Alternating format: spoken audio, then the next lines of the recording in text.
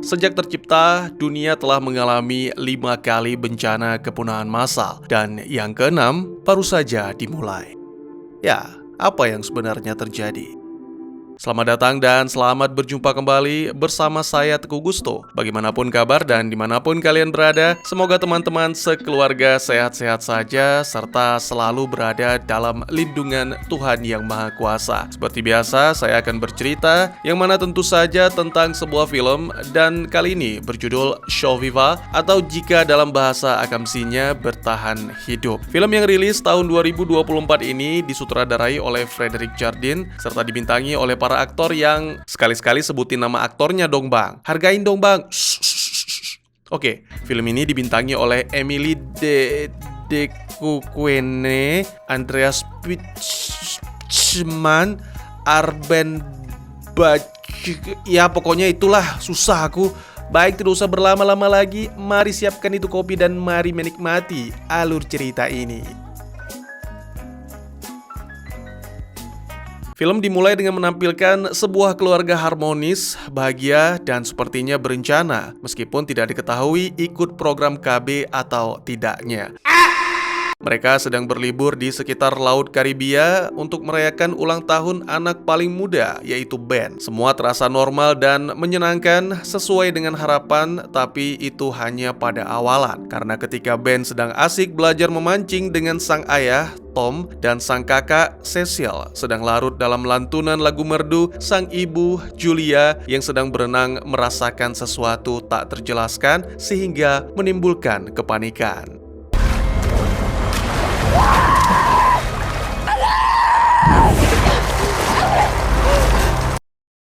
Beruntung Tom segera menyadari dan mencari cara untuk menyelamatkan sang istri. Pertama-tama dia mendekat menggunakan kapal, meminta Cecil untuk menyeimbangkan lalu segera melompat sampai pada akhirnya berhasil membawa pulang Julia dengan selamat. Dad, go to the back. We're gonna go to the back and we're gonna help you. I got you. Setelah berkumpul kembali, Tom meminta semuanya untuk tetap berhati-hati dan bersiaga, serta saling mengawasi. Casey awalnya tampak cuek, tapi segera menyadari kesalahannya dan meminta maaf.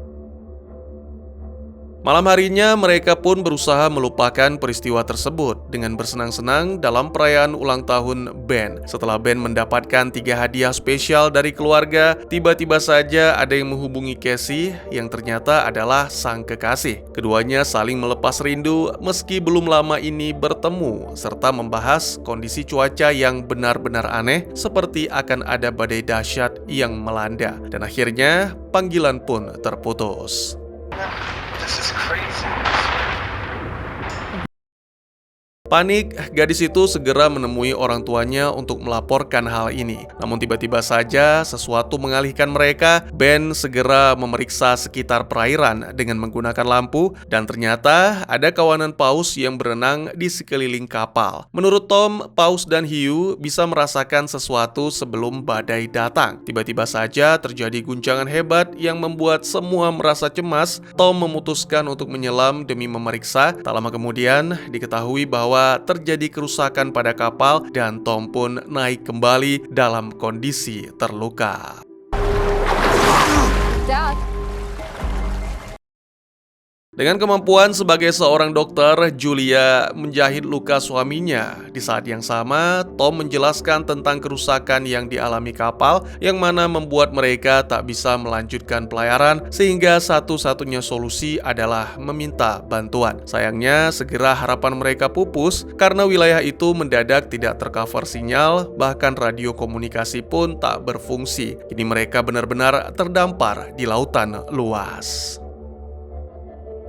Di saat seperti ini, semua pastinya harus berpikir cepat, apalagi untuk seorang bapak-bapak yang penuh tanggung jawab seperti Tom. Pria itu menghitung persediaan makanan dan air, sehingga memperkirakan kurang lebih cukup untuk 4 hari. Meskipun diri merasa tak sehat, tapi Tom tetap berusaha tenang dan meyakinkan anggota keluarga bahwa pertolongan pasti akan datang. Tiba-tiba saja terdengar suara yang mengganggu, yang membuat semuanya bergegas memeriksa. Terlihat objek asing asing seperti meteor yang menyala-nyala mendarat di perairan dalam upaya menyelamatkan diri. Tom berusaha menyalakan mesin meski tahu kapal tak mungkin melaju.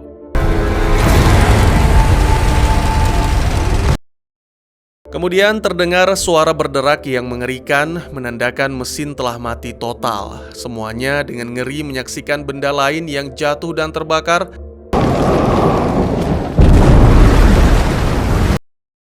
Dalam kepanikan, keluarga itu bergegas ke dek bawah, mempersiapkan segalanya seperti menutup semua pintu dan jendela, serta menyiapkan pelampung. Kini mereka semua dipenuhi rasa takut dan cemas, lalu CJ, Mayday, Mayday, this is the Oscar. Oscar Romeo Charlie.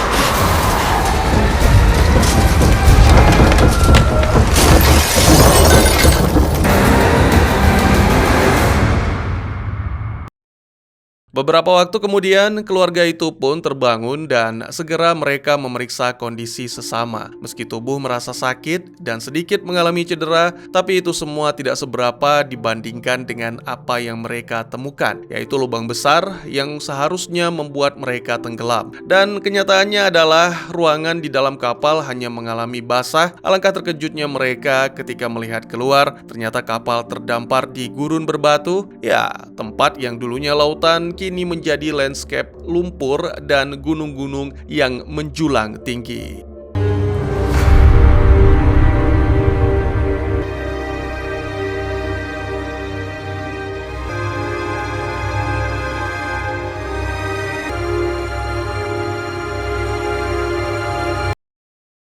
Segera Tom mengeluarkan kompas dan menyadari bahwa benda itu seperti tak berfungsi lagi. Mencoba menduga-duga, Tom mengungkapkan bahwa mungkin saja telah terjadi pergeseran, utara kini berubah menjadi selatan, dan begitu pula sebaliknya. Daratan tempat mereka berada kini dulunya adalah laut, dan sebaliknya mungkin saja wilayah yang dulunya daratan kini menjadi lautan. Suasana mencekam menyelimuti mereka saat menyadari betapa gawatnya situasi ini. Mungkinkah masih ada manusia yang bertahan selain keluarga itu? Casey yang benar-benar hancur segera masuk ke dalam kabin dan menolak untuk berbicara. Sementara itu, Julia berusaha melawan rasa takutnya, berusaha sebisa mungkin menenangkan diri dengan mengumpulkan persediaan yang masih layak. Sedangkan Ben memikirkan cara agar mereka ditemukan, yaitu dengan melepaskan balon, berharap ada seseorang yang melihat sehingga datang memberikan bantuan. Didorong oleh keinginan yang kuat menyelamatkan keluarga, Tom kembali mencoba menggunakan radio untuk meminta bantuan. Ternyata kali ini sepertinya ada harapan, dan ya, dugaan itu ternyata benar.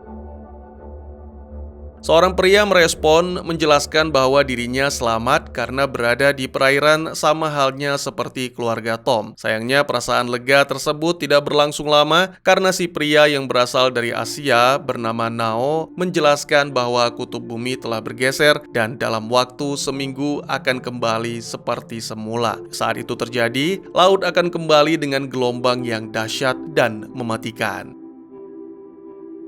Mendengar hal ini, Julia segera meminta anak-anak agar bersiap, sementara Tom sendiri memohon kepada Nao agar mau menerima anak-anaknya di kapal selam, karena mereka memiliki kesempatan selamat lebih besar jika berada di sana. Sempat hening sesaat, tapi pada akhirnya Nao menyetujui, dan tak lupa pria itu menginformasikan lokasi kapal selam yang mana berjarak 2 hari perjalanan. Perjalanan akan dimulai esok hari, jadi keluarga itu memiliki waktu untuk bersiap.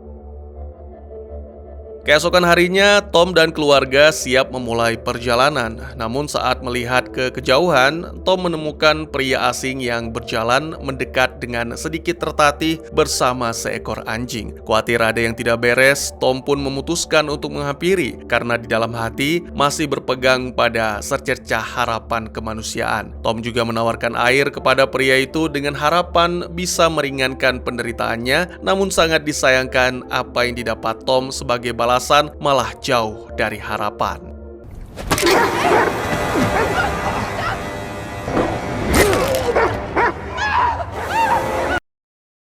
Tentu saja melihat hal ini, Julia menjadi histeris. Marah, sedih, dan takut bercampur jadi satu. Tapi dia tidak punya waktu untuk berduka karena harus melindungi anak-anaknya. Julia berlari kembali ke dalam kapal, menyembunyikan Casey dan Ben, lalu bersiap dengan benda tajam yang digunakan sebagai senjata.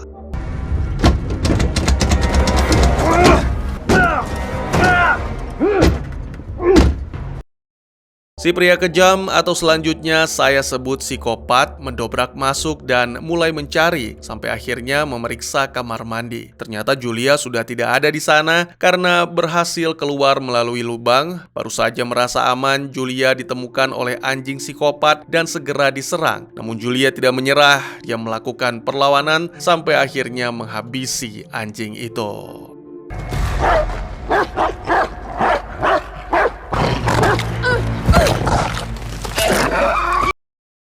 Tak lama kemudian, sementara Julia menyelinap masuk ke kapal, psikopat menemukan anjingnya yang tergeletak tak bernyawa dan merasa sangat marah. Kembali ke Julia, setelah berhasil menyelinap masuk dan mengira semua sudah aman, tiba-tiba saja psikopat mencengkram leher Julia dan menghajar wanita itu dengan sangat kejam. Semua ini disaksikan oleh Casey dan Ben. Tak tahan melihat sang ibu diperlakukan seperti itu, Casey pun keluar dari tempat persembunyian dan segera melepaskan tembakan menggunakan pistol suar.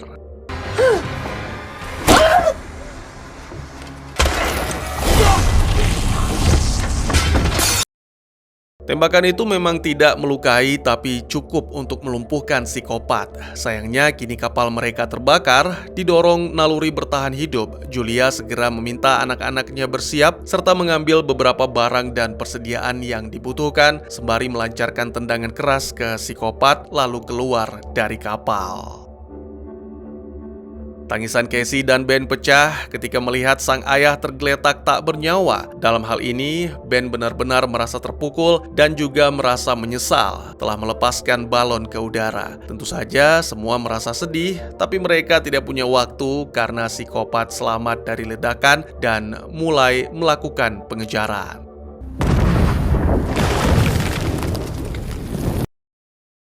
Julia kini menjadi pemimpin membawa anak-anaknya melarikan diri. Merasa cukup jauh, keluarga itu pun memutuskan beristirahat dan minum. Hanya Ben yang menolak karena rasa bersalah masih menghantuinya. Julia tahu betul bahwa tidak ada jalan keluar bagi mereka, tapi wanita itu menolak untuk menyerah karena nyawa anak-anak ada di tangannya. Tak lama kemudian, psikopat terlihat mulai mendekat, yang mana memaksa Julia dan keluarga bergegas melanjutkan pelarian.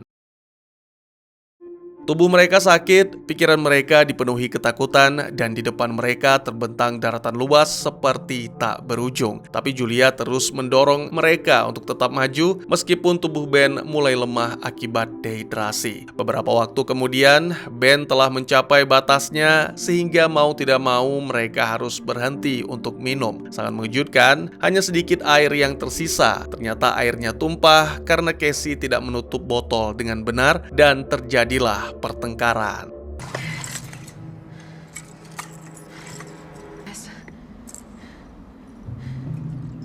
Mais comment on va faire sans eau, putain? Mais pourquoi tu me gueules dessus comme ça, c'est bon?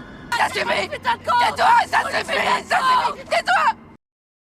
Lagi-lagi Julia kembali bangkit mengajak anak-anaknya untuk melanjutkan perjalanan. Lakukan apa kataku dan aku berjanji kalian akan baik-baik saja. Beberapa waktu kemudian, saat langit mulai gelap, mereka menemukan pesawat yang jatuh. Segera mereka datang mendekat untuk memeriksa dan karena merasa cukup aman, Julia pun memutuskan bahwa mereka akan bermalam di sana.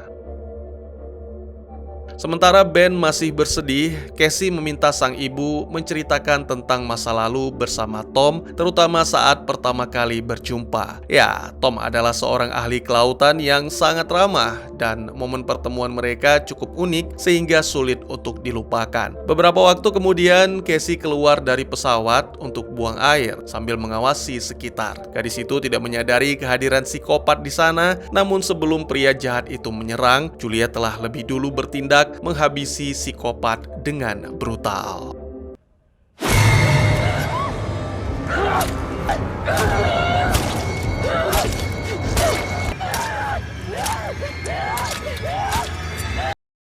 Mimpi buruk pun kini berakhir, psikopat terbaring tak bernyawa. Saat pagi, mereka menemukan jasad psikopat dalam kondisi sangat mengerikan. Entah makhluk apa yang memangsanya, tapi yang pasti ini menjadi semacam peringatan bagi mereka tentang bagaimana berbahayanya wilayah tersebut. Perjalanan pun dilanjutkan menuju ke lokasi Nao. Beberapa waktu kemudian, Ben lagi-lagi telah mencapai batas, dan kali ini karena sama sekali tidak ada air, Ben nekat minum dari kolam terdekat meskipun Julia memperingatkan bahwa air itu beracun. Kini kondisi Ben menjadi semakin buruk sehingga mereka harus beristirahat dan membangun tempat perlindungan sendiri. Setelah memberikan suntikan, mereka pun memutuskan untuk bermalam di sana, berharap Ben bisa kembali pulih. Namun saat dini hari, di tengah keheningan, Julia terbangun akibat suara-suara berisik. Wanita itu pun mencoba memeriksa sumber suara. Alangkah terkejutnya ia melihat sesuatu yang datang dan segera membangunkan putra-putrinya untuk melarikan diri. On peut pas rester là. Qu'est-ce qui se passe? On bouge, on bouge, on bouge. Ya, ternyata itu adalah segerombolan kepiting ganas. Tak lama kemudian, pelarian membawa mereka ke sebuah kapal kargo yang terdampar dengan beberapa orang yang sepertinya sedang memungut persediaan. Melihat keluarga Julia datang, orang-orang itu tega mengurung diri di dalam kontainer, meninggalkan Julia dan keluarganya. Namun lagi-lagi, hal ini tidak membuat Julia menyerah. Segera wanita itu mendorong anak-anaknya untuk memanjat ke atas kontainer demi menyelamatkan diri.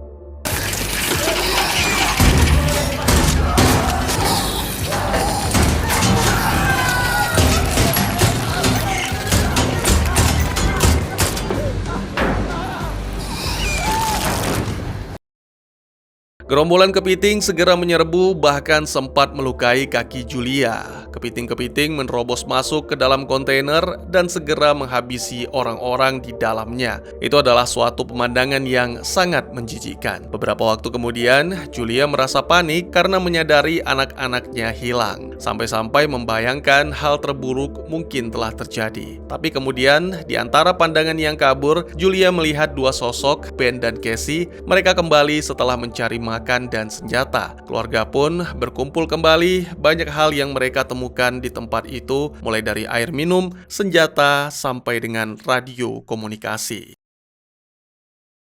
Setelah mengobati luka akibat serangan kepiting ganas yang mana sepertinya sangat menyakitkan, Julia mulai menghubungi Nao menggunakan radio komunikasi. Dari suaranya, Nao terdengar lemah, terungkap bahwa makhluk-makhluk laut juga menyerangnya, dan kini pria itu mengalami luka parah. Nao segera menginformasikan bahwa sistemnya mendeteksi perubahan dan laut akan kembali sesaat lagi. Ini membuat Julia dan anak-anaknya harus bergegas menuju ke kapal selam karena jarak mereka tak jauh lagi, maka Nao pun menembakkan pistol suar untuk memberitahukan lokasi.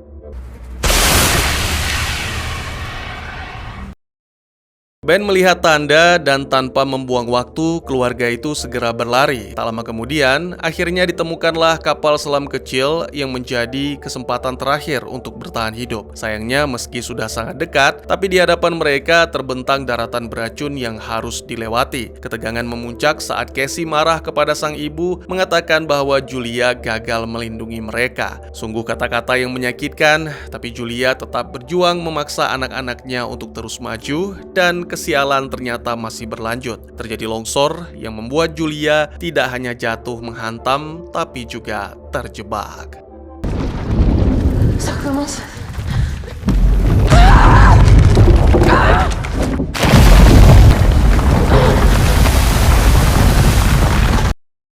Kini Casey menjadi ragu untuk menentukan dia ingin melanjutkan demi menyelamatkan Ben. Di sisi lain, tak mungkin gadis itu meninggalkan sang ibu. Namun Julia menegaskan bahwa keselamatan mereka jauh lebih penting. Akhirnya, dengan sangat berat hati, Casey pun melanjutkan berlari bersama Ben. Setibanya di kapal selam, setelah sesaat mencari, akhirnya Nao muncul, mengatakan bahwa waktu mereka tak banyak dan hanya 3 orang yang bisa diselamatkan, tidak termasuk dirinya yang sudah tidak ada harapan. Pernyataan ini membuat Casey teringat akan sang ibu yang mana kini sedang melawan gerombolan kepiting dengan sisa-sisa peluru yang dimiliki.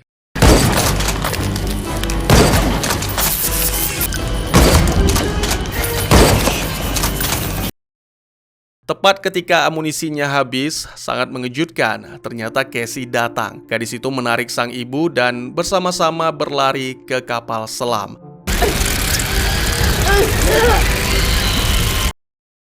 Sampainya di sana, mereka menemukan Nao yang tergeletak tak bernyawa serta Ben yang berdiri di atas kapal selam. Setelah beberapa tembakan dilepaskan untuk menahan gerombolan kepiting, Julia dan anak-anaknya pun masuk ke dalam kapal selam. Tak lama setelah itu, tiba-tiba saja gelombang mengerikan pun datang.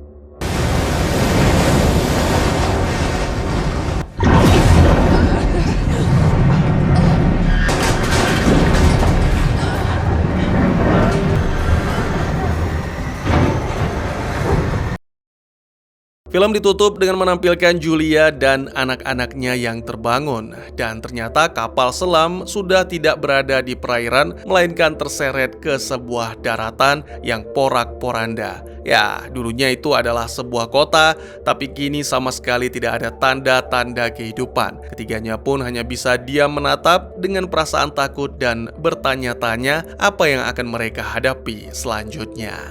Dan tamat.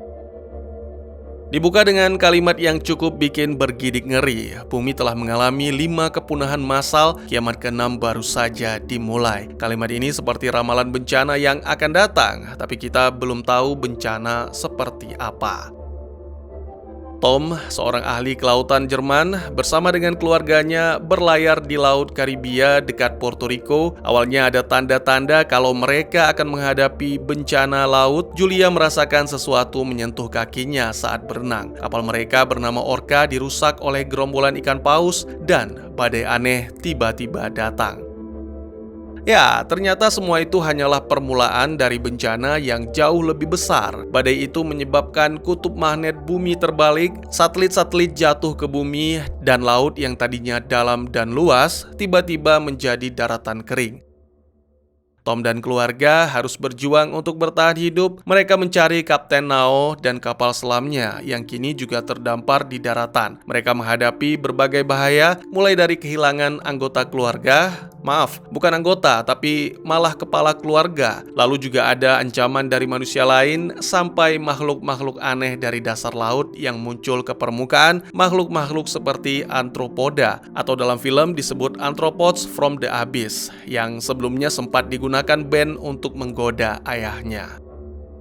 Awalnya Tom tidak percaya dengan teori konspirasi tentang kutub. Dia mengungkapkan hal ini kepada Nao saat pertama kali berkomunikasi. Tapi pembalikan geomagnetik memang fenomena nyata dan telah terjadi berkali-kali sepanjang sejarah planet ini yang berusia miliaran tahun. Terakhir kali terjadi sekitar 780.000 tahun yang lalu, ratusan ribu tahun sebelum munculnya manusia modern atau Homo sapiens. Namun, catatan geologis menunjukkan bahwa peristiwa ini terjadi secara bertahap selama ratusan tahun, bukan dalam satu malam, dan hampir tidak ada bukti bahwa peristiwa ini melibatkan perpindahan besar-besaran air laut.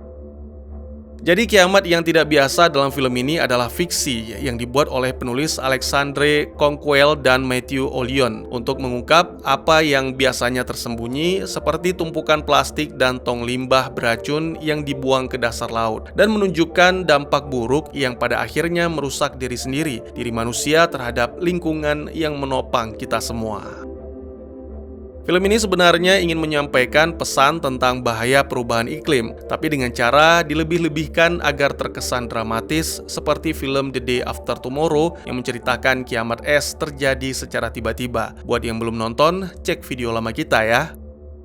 Bedanya, film ini berfokus pada satu keluarga yang berusaha bertahan hidup di tengah bencana. Selain itu, ada beberapa hal yang menjadi sorotan saya. Yang pertama adalah keserakahan manusia yang merusak alam dan menyebabkan bencana. Ini diwakili oleh karakter psikopat yang tamak. Lalu trauma dan kedewasaan, ini diwakili oleh Ben yang mengalami trauma berat akibat bencana. Tapi di balik itu semua, peristiwa yang dialami membuatnya menjadi dewasa dan berani. Selanjutnya adalah pengorbanan, film ini mengajarkan bahwa kadang kita perlu berkorban untuk orang lain dan demi masa depan dunia, yang mana diwakili oleh Nao. Terakhir adalah tentang ketidakberdayaan manusia, yaitu meskipun Tom selalu optimis, tapi bencana yang mereka hadapi benar-benar di luar kuasa manusia. Dan satu-satunya pilihan bagi keluarga itu adalah berjuang untuk bertahan hidup.